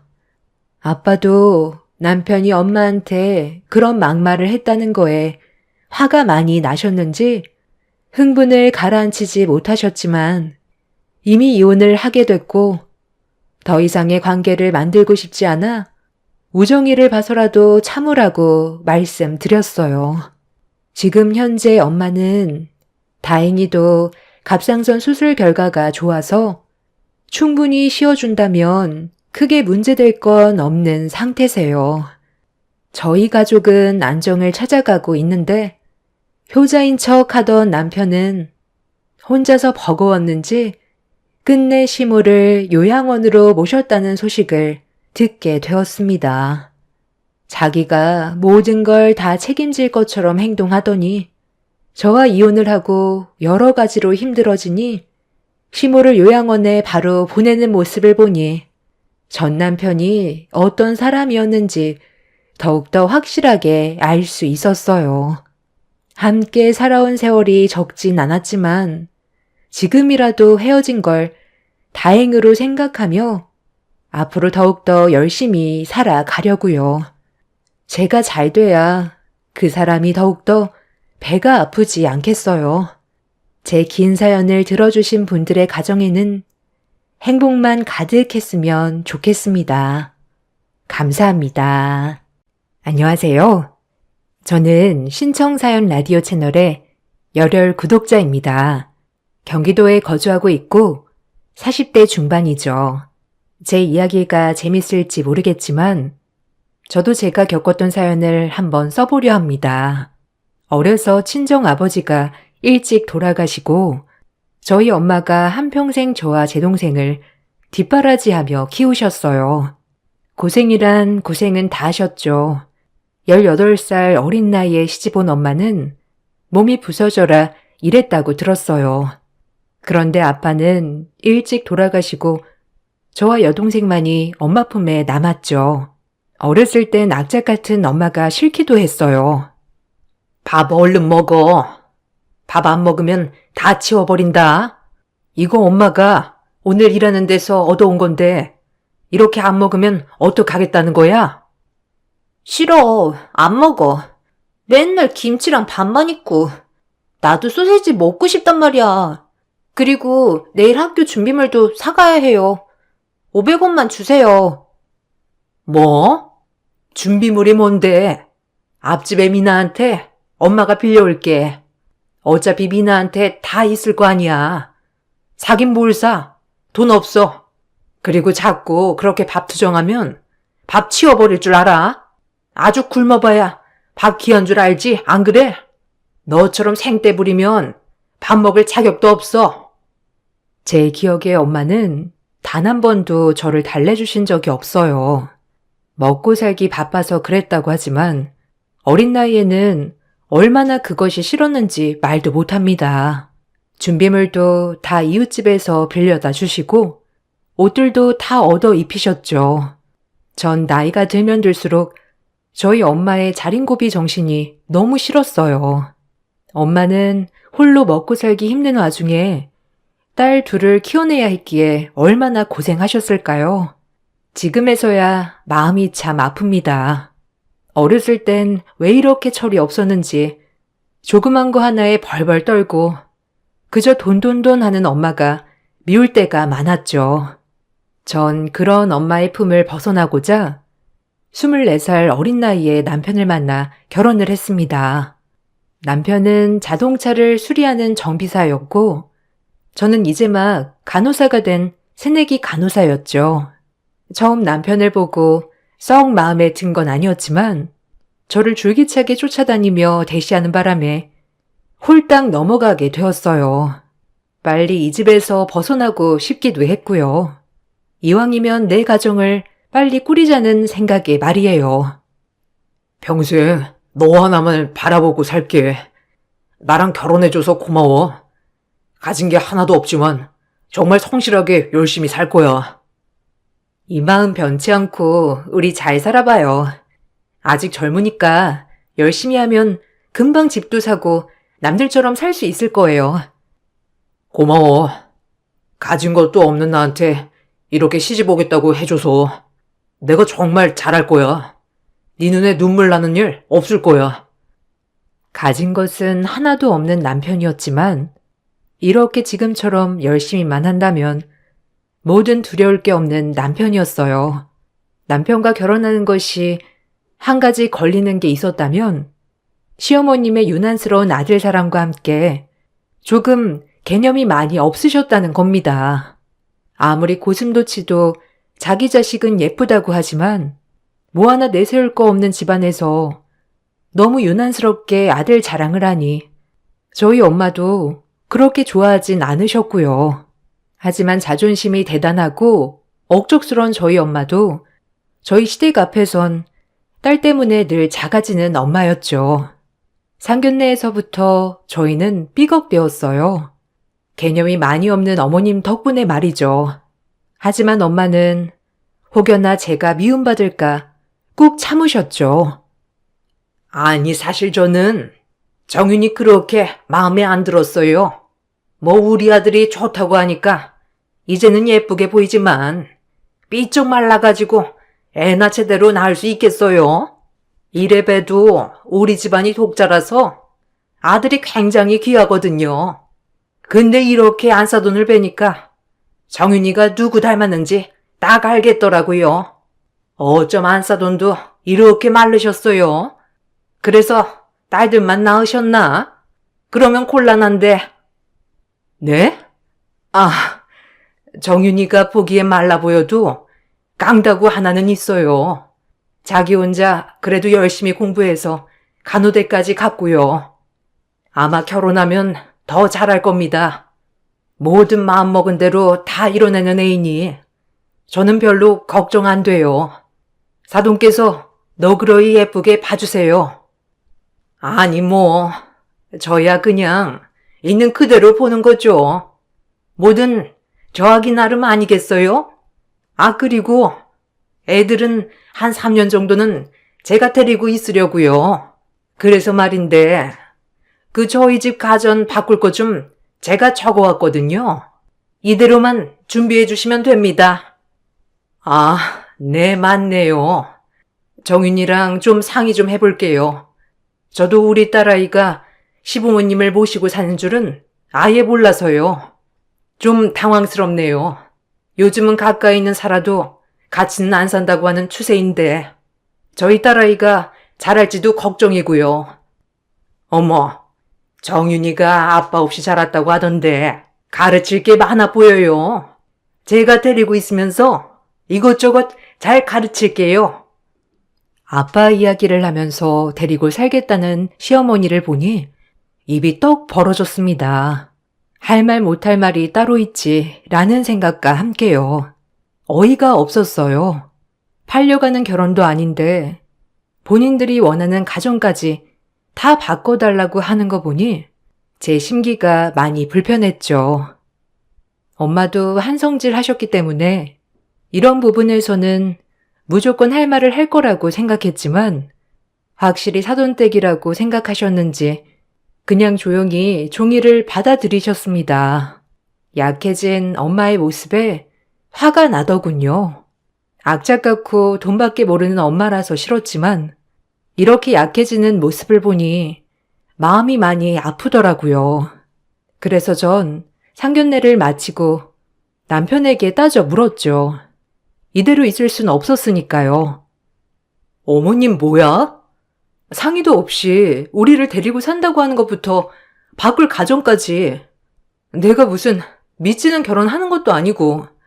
자기가 좀 말 좀 해봐. 내 말이 틀려? 그리고 왜 이런 얘기 나한테 진작하지 않았어? 아까 우리 엄마 표정 봤잖아. 얼마나 당황하셨는지. 아, 미안해. 내가 엄마한테 잘 얘기해 볼게. 아무래도 엄마가 아들이 나 하나잖아. 그래서 결혼시키는 게 많이 섭섭하신가 봐.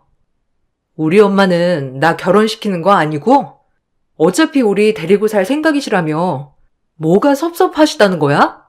나 이 부분에서 정말 확실히 해야겠어. 가전이나 이런 거 양보 못해.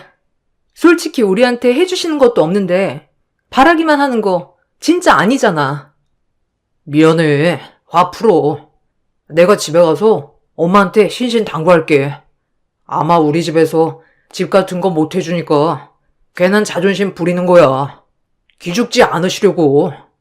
그래서 세게 하는 말들이니 너무 마음에 담아두지 마. 알겠지? 화 풀어. 어? 웃어봐요. 웃을 때 예쁘잖아. 결혼 준비할 때까지만 해도 남편이 저한테 아주 푹 빠져 있었기 때문에 남편은 저의 말에 찍소리도 못했죠. 결국 가전은 없던 일로 하기로 하고 결혼을 했습니다. 그리고 저희는 시어머니 말씀대로 합가를 했죠. 합가에 대한 걱정은 엄청났지만 남편이 애원하기도 했고 나가 살 여유가 안 되었기도 했고요. 하지만 결혼을 하고 보니 생각보다 남편은 더욱더 마마보이였고요. 시어머니는 더욱더 개념이 없으신 분이었죠. 저는 결혼과 동시에 일을 그만두었기 때문에 집에서 살림을 했어요. 시어머니께서 결혼 후 살림 좀 배웠으면 좋겠다 하셨던 것도 있었고, 남편 또한 제가 집에서 내조를 하길 바랐죠. 남편 뜻에 따라 일을 그만두고 살림을 하기 시작했는데, 그런 저에게 시어머니는 하나부터 열까지 저를 쫓아다니면서 하나하나 꼬투리를 잡으셨죠. 정말 힘든 결혼 생활이었습니다. 내가 왜 결혼했지라는 생각을 수만 번, 아니 수억 번은 했으니까요. 하지만 저도 만만치 않은 성격을 가진 엄마 밑에서 24년을 살았기 때문에 제 내공도 만만치 않았죠. 시어머니와는 늘 부딪히는 일이 다반사였어요. 그런 시어머니는 절 더 못마땅해 했고요. 거의 앙숙이나 다름없었죠. 남편은 제 편이 돼줄 거라고 확신했지만 그런 남편도 변해가기 시작하더군요. 이 집에 제 편은 철저히 없는 기분이었습니다. 속은 결혼이었죠. 미역은 더 불렸다가 볶아야지. 아니 친정에서 이런 것도 안 배운 게냐? 딸만 둘이라는데 너희 엄마는 널 뭘 가르친 거야? 먹고 살기 바빠서 아무것도 안 가르친 거면 아주 어이가 없구나. 그래도 밥은 해먹을 수 있게 가르쳐야지. 나 원참. 어머님, 뭐 요새 누가 이렇게 삼시세끼 다 해먹나요?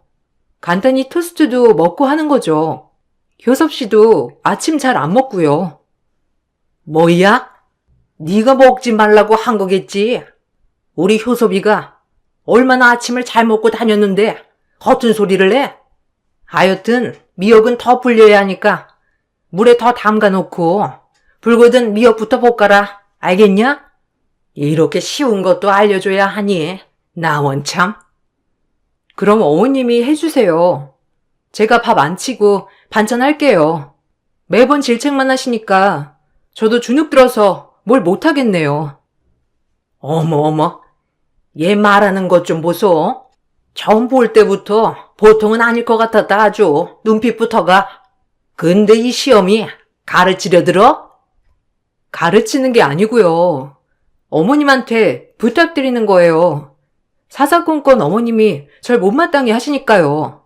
그렇게 들으셨다면 죄송해요. 시어머니는 하나부터 열까지 모든 게 잔소리였어요. 그리고 틈만 나면 저희 친정에서 못 배웠느니 안 배웠느니 말을 하셨죠. 노이로제에 걸릴 지경이었습니다. 산은 산이요, 물은 물이로다 하며 지내온 세월이었죠. 모든 남편들이 그렇듯 처음엔 별도 달도 따줄 것처럼 하더니 남편 또한 결혼 후 변해가기 시작했죠. 처음엔 제 손에 물이 닿아서 손이 미어질까 걱정하던 남편이었지만 지금은 시어머니한테 그만 좀 대들어라. 네가 우리 집에 들어와서 하루도 편할 날이 없다 하고 말하는 남편이 되었으니까요. 오늘은 어머님이 나한테 뭐라는 줄 아셔? 친정에서 못 배워 먹었대. 아니 어떻게 그런 얘기를 눈 하나 깜빡 안 하시고 하는 거야? 아, 그만해. 우리 엄마가 그렇게 말할 수도 있지 뭘 그래. 그리고 네가 살림 못하는 건 사실이잖아. 그럼 어머니 가르쳐주세요 하면 될 걸 가지고 꼭 말대꾸를 해야겠냐? 여기 시댁이야. 니네 집 아니라고. 좀 적당히 까불어야지 진짜. 나도 피곤하다 일하는 내내. 뭐? 아니 그럼 어머님이 친정을 그렇게 말씀하시는데 내가 참아야 한다는 거야? 당신 어쩜 이리 변했어? 어? 나 원래 그랬어. 변하길 뭘 변해. 피곤하다. 물이나 받아와 발이나 닦게. 조경이나 하다 자야지. 그만 쫑알거려라. 지겹다. 절대 가부장적이지 않을 거라 생각했던 남편은 점점 가부장적으로 변해갔습니다. 그리고 아무것도 없이 살림만 하는 저는 자존감도 잃어갔죠. 그리고 저는 임신을 하였어요. 임신을 해보니 친정엄마의 마음을 더욱더 알 것 같더라고요. 이 아이를 지키기 위해 어떤 것도 다 해내야 될 것 같은 마음. 저희는 아빠가 없었으니 엄마가 얼마나 더욱더 이악 물고 버텼을까요? 이 마음을 품은 채 10달이 지나고 아이를 낳았습니다. 아이는 건강한 사내 아이였고 아이를 낳고 나서 친정 엄마만이 생각나더라고요. 아이를 낳는 날도 동창이라는 핑계로 병원에 오지 않던 남편을 기다리는 저에게 눈을 뜨자 친정 엄마가 와 계셨습니다. 아이고, 내 딸 고생 많았다. 많이 힘들었지? 얼마나 아팠어, 우리 딸. 엄마가 옆에서 계속 용기를 줬어야 했는데. 엄마, 어떻게 왔어? 아니, 못 타고 왔어. 멀었을 텐데. 병원에서 전화 받은 거야? 엄마 보고 싶었는데 너무 좋다. 이렇게 보니까. 김서방은, 아니 시댁은 사돈어른이 그렇게 간절히 바라던 아들 손주인데 아직 안 오셨나 보구나. 아유, 고생했어, 내 아가. 아니야, 엄마도 나 낳을 때 많이 고생했지, 진짜? 이 사람은 오늘 일이 많이 밀렸나 봐. 내일이나 올 거야. 오늘 엄마 여기서 자고 가.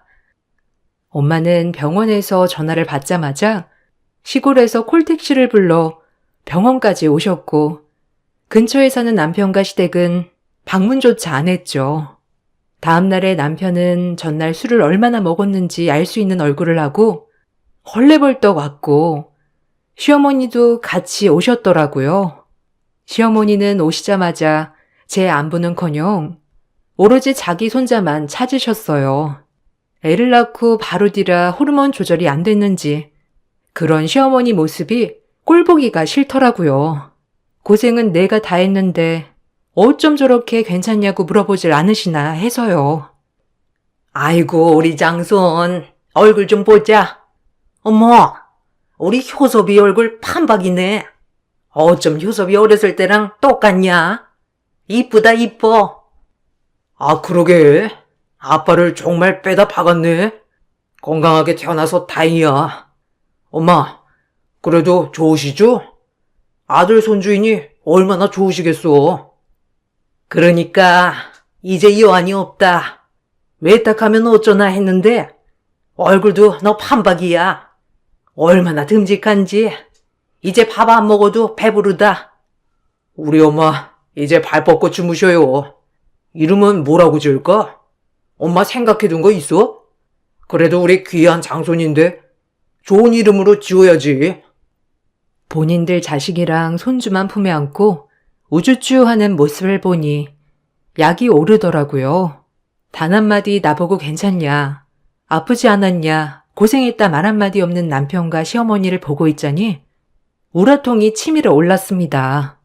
보다 못한 저희 엄마가 한마디 하셨고요. 자네 와이프는 안 보이는가? 애가 진통을 얼마나 했는지 얼굴이 초주검이 돼서는 안쓰러운데 어째 괜찮다는 말 한마디가 없어? 아, 장모님. 당연히 지금 괜찮아진 줄 알고 그랬죠, 뭐. 아, 당신 괜찮아? 고생했어. 그래도 애는 건강하다니까 얼마나 다행이야.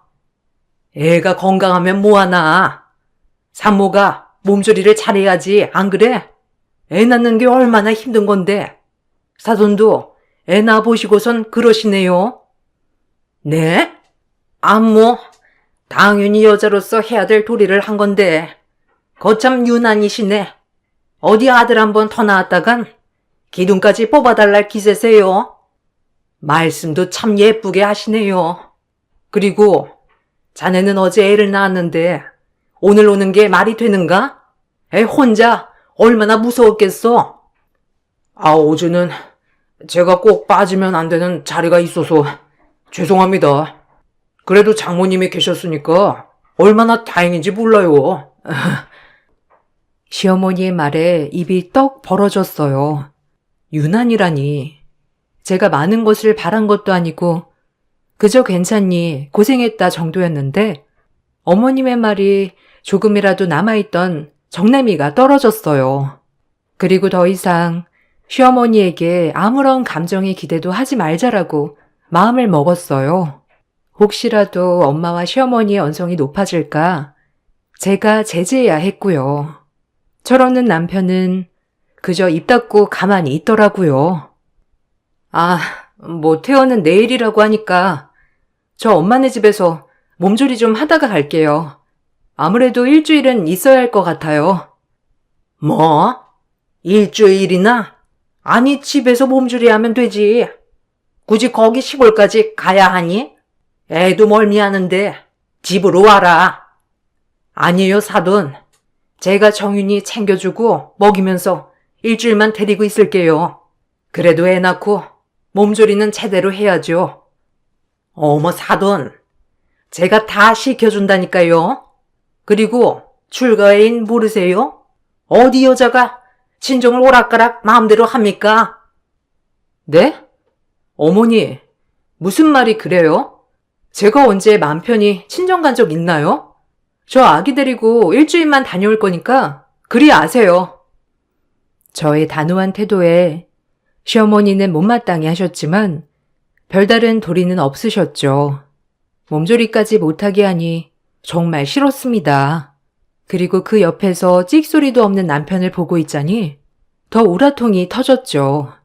얼마나 멍청하고 믿을만하지 못하던지. 다음 날이 되었고 전 아이를 데리고 친정에 와 몸조리를 했습니다.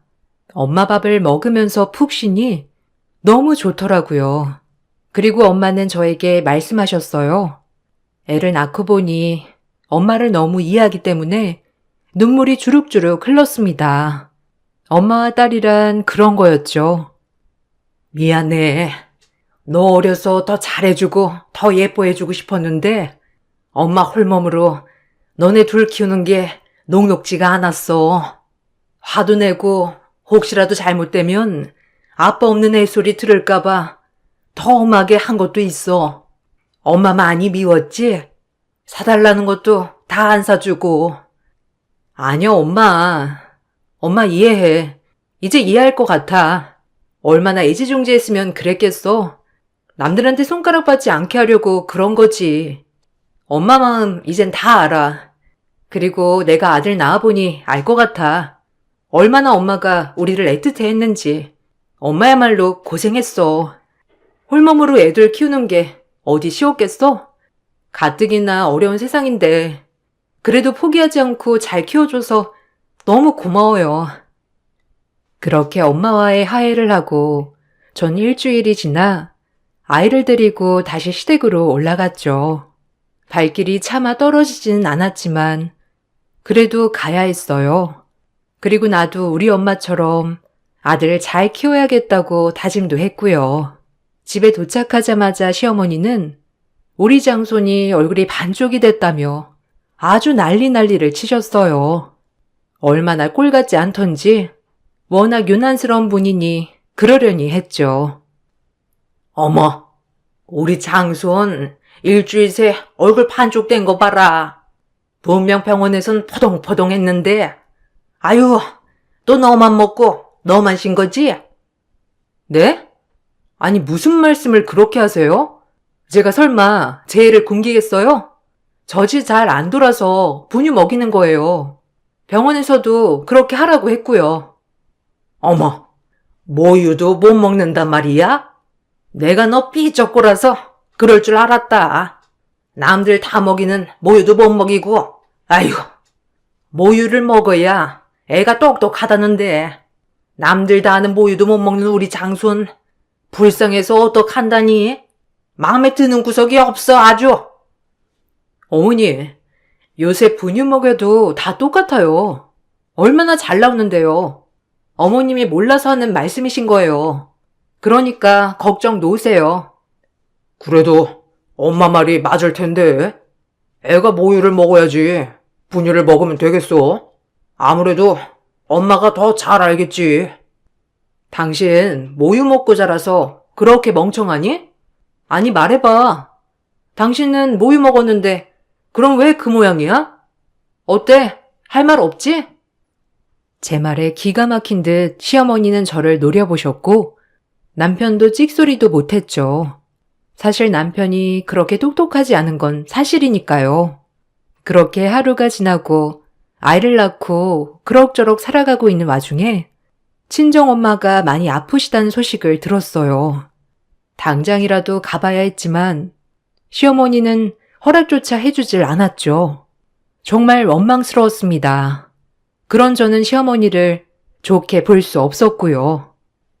엄마가 많이 안 좋으시대요. 아무래도 가봐야 할 것 같아요.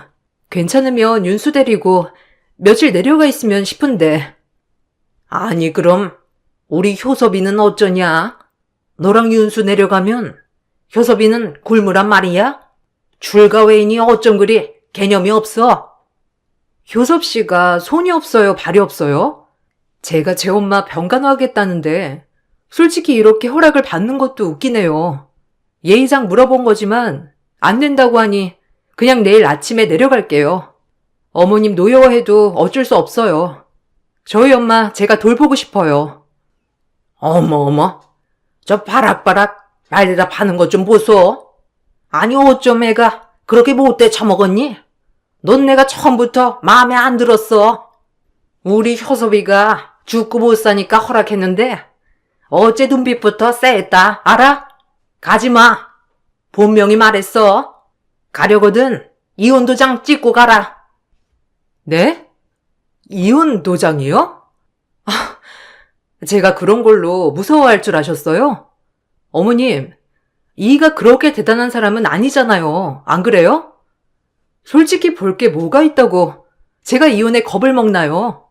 더 이상 어머님이랑 얘기 안 할게요. 내일 친정엄마한테 갈 거예요. 어머님의 바락바락 안 된다는 소리를 무시하고 다음 날이 되어 저는 친정엄마네 갈채비를 하였어요. 남편도 못마땅해 했지만 제 고집을 꺾을 수 없었죠. 그리고 아들만 데리고 시골에 내려가 엄마를 보살폈습니다. 엄마는 췌장암 말기셨어요. 급격히 몸이 안 좋아 병원에 가보니 이미 손쓸 수 없는 상태라고 했었죠. 얼마나 눈물이 나던지 그런 엄마를 모시고 싶은 이 마음도 굴뚝 같았어요. 있는 순간까지 최대한 잘해드리자라고 생각하며 정성을 다해 모셨습니다. 하지만 엄마는 끝끝내 일어나지 못하셨죠. 어려서 엄마한테 미운 감정만 품고 산 것 같아 어찌나 죄송하던지. 그리고 한평생 고생만 하고 해외여행 한번 못 가보신 우리 엄마 생각에 장례 때도 눈물이 멈추질 않더군요. 제 인생에 전부를 잃은 것처럼 울었습니다. 엄마의 장례식이 진행되었고 엄마가 돌아가셨다는 소식을 듣고 시댁 식구들이 방문해 주셨죠. 친척 고모님의 친척 조카, 친척 삼촌들까지 15명이 방문하셨더라고요.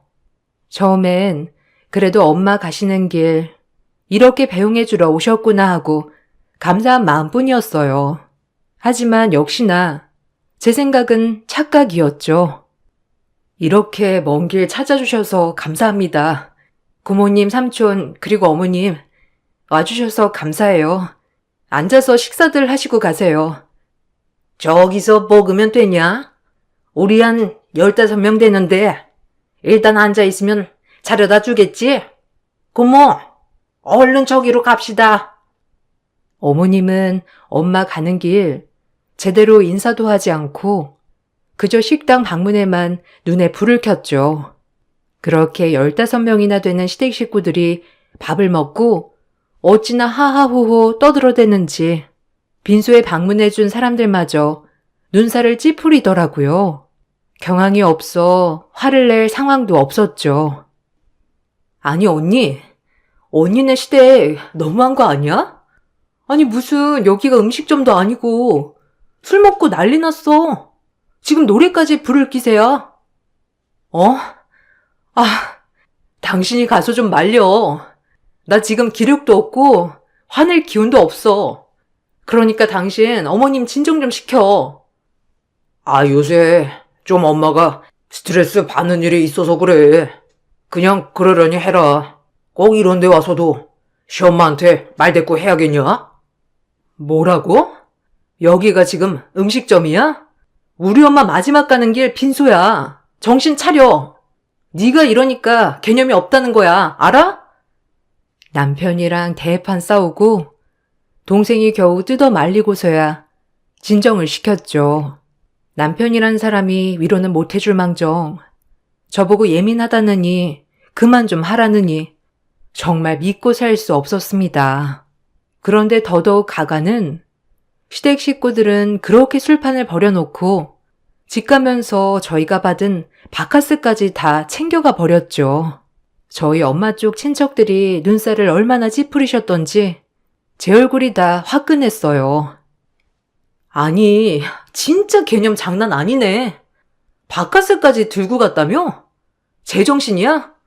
아니, 형부도 그런 사람이었어? 참나. 빈수 와서 술판 버리고 집 갈 땐 저거까지 싹 쓸어 가다니. 언니 시대 진짜 대단하다. 아니, 어떻게 살아? 저런 집이랑? 엄마가 얼마나 가슴이 아프겠어. 그만해. 나도 열받으니까. 그리고 일단 엄마 가는 길 마음 편히 보내드리자. 뒷일은 내가 알아서 할게. 너까지 열내지 마. 발인까지 마치고 정신없는 와중에 부의금 정산을 하는데 시댁 식구들은 그 누구도 한 푼도 내지 않았더라고요. 돈을 떠나서 정말 너무하다 싶었죠. 제대로 조문도 안 드리고 밥이랑 술판을 버리고 나갈 땐 바카스까지 챙겨서 나가는 시댁 식구를 제가 어떻게 생각해야 되는지 난감했습니다. 그리고 별게 아니라는 듯 말하는 남편에게도 이제 더 이상 정이 떨어져 말을 할 수가 없었죠. 엄마의 장례식을 모두 마치고 저는 이혼 소송을 걸었어요. 더 이상 시댁 식구와는 상종하고 싶지도 않았고 남편과도 말도 섞고 싶지 않았죠. 내가 뭘 잘못했다고 이혼을 당해? 그리고 너네 엄마 죽은 건 불쌍한데 원래 세월 앞에 장사 없는 거 아니야? 지금 너 너무 감정적인 것 같아. 안 그러냐? 그러니까 조금만 진정하고 나중에 얘기해. 이게 뭐라고 이혼까지 갈 사유야? 나 진짜 어이가 없어서. 이혼까지 갈 사유야. 난 더 이상 너랑 너네 식구들 꼴도 보기 싫고 우리 윤수도 너네 집처럼 물들까봐 무서워. 그러니까 이혼해. 너 참 웃긴다. 죽은 사람이 뭘 한다고 난리야? 그렇게 유난 좀 떨지 마. 이혼? 어디 네가 감히 우리 아들 보고 이혼을 하지? 그러니까 이혼하는 거예요. 어머님이 그런 마인드를 갖고 계시니까. 더 이상 말도 섞기 싫으니까 변호사 통해 얘기하죠.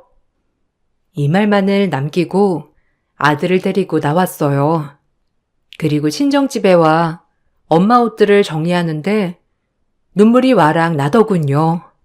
혼자 얼마나 쓸쓸하셨을까 싶기도 하고 내가 조금만 엄마 옆에 있다 천천히 좋은 사람 만나 시집 갈 걸 뭐가 그렇게 싫다고 빨리 결혼을 했을까 하는 후회도 들었고요. 그렇게 저희는 이혼을 했어요. 소송이 길어지자 합의 이혼으로 마무리했죠. 다행히 친권, 양육권은 제가 가지고 올 수 있게 되어 이제 제2의 인생을 살자 싶었어요. 그리고 나서 얼마 안 있다 엄마의 유언 집행이 시작되었어요.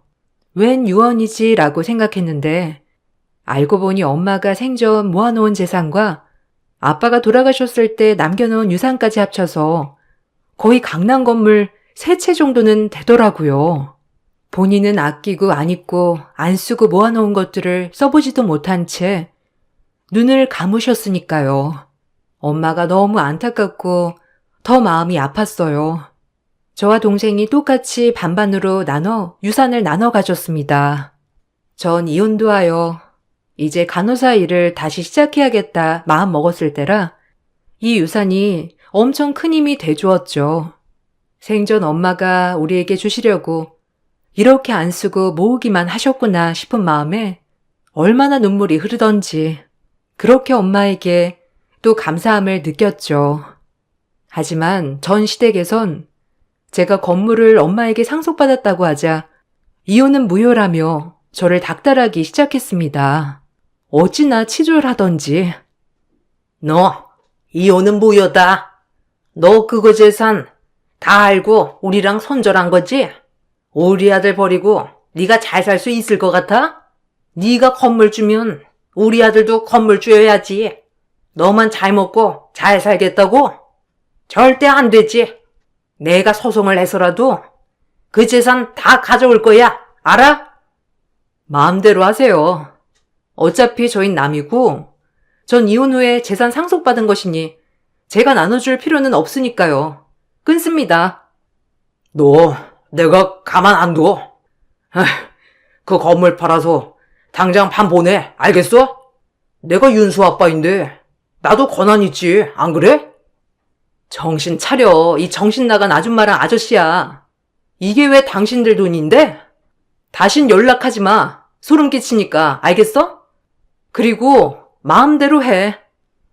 남편과 시어머니는 저에게 진짜 이혼 무효 소송을 걸었어요. 재산을 절반이라도 가져올 속셈으로 말이죠. 아무래도 이혼 가정에서는 특유 재산이라도 기여도에 따라 그것 또한 분할을 해야 한다고 하더라고요. 어처구니가 없었습니다. 하지만 이혼 후에 재산 상속을 받은 것이기 때문에 저는 남편에게 돈을 돌려줄 의무는 없다고 판결이 났죠. 그렇게 소송도 끝을 맺었습니다. 어찌나 어이가 없던지. 꼭 이렇게 했어야 했니? 이 지긋지긋한 놈. 다신 보지 말자. 당신이랑 당신 어머니 너무 지겹거든. 내가 뭐에 홀려서 너랑 결혼했는지 미쳤지 내가. 평생 행복한 기억 따윈 없었어. 알아? 다신 보지 말자. 엮이지도 말고. 너랑은 진짜 끝이야. 제발 한 번만 봐주면 안 될까? 엄마랑은 네가 원하면 인연도 끊을게. 그러니까 우리 세 식구만 따로 살자. 그럼 우리 문제 없었잖아. 다 엄마랑 너랑 문제지. 나는 괜찮았잖아. 그러니까 우리 셋이 오손도손 살아보자. 내가 잘할게. 아니, 너도 문제였지. 매일 방관하고 개념 없는 네 친모 못 말리고 우리 엄마 장례식에선 어쨌니? 나 진짜 소름 끼쳐서 절대 못 잊어. 우리 윤수가 너 닮을까 무서워서 이혼한 거야. 알아? 돈도 없고 직업도 변변찮은 널 택한 건 내 크나큰 실수야. 덕분에 인생 공부했다. 너처럼 빈말하는 사람은 거르게 됐거든. 이제 평생 네 개념 없는 모친 모시고 살아봐. 다신 연락하지 말고 끔찍하니까. 전 이 말만을 남기고 자리를 벗어났죠. 그리고 지금은 안정을 많이 되찾았습니다.